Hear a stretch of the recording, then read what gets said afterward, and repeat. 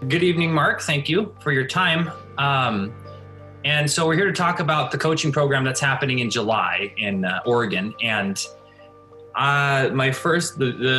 we're basically here to talk about why the coaching program.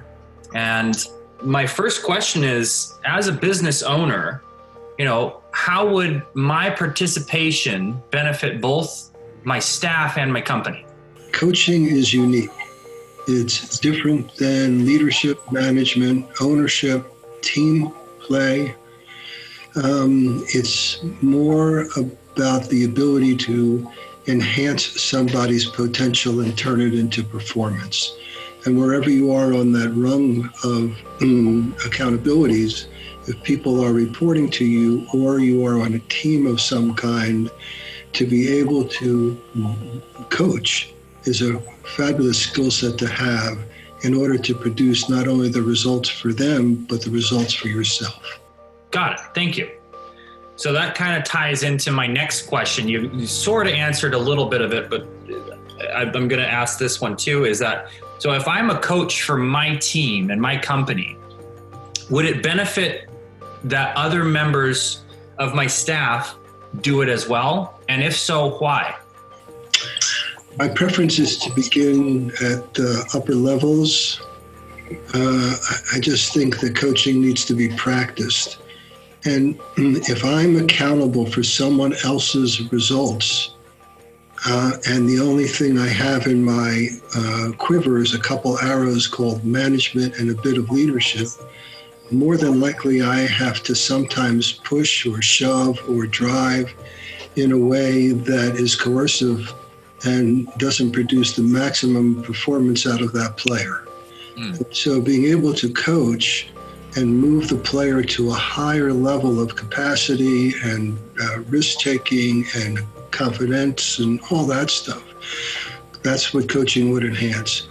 Once it's learned in a particular culture, then I think you can filter it down. But for this part, I think it's primarily for senior executives. So this brings me to my last question. So personally, doing this program, how would I benefit, like in my life? I think that's the equal sign in the course. In order to be a great coach, you have to be a pretty great human being. And what does that mean? It means an ability to really understand yourself at a very fundamental level, because the more you know yourself, the more you can know others. The more self-aware I am, the more I can be aware of others.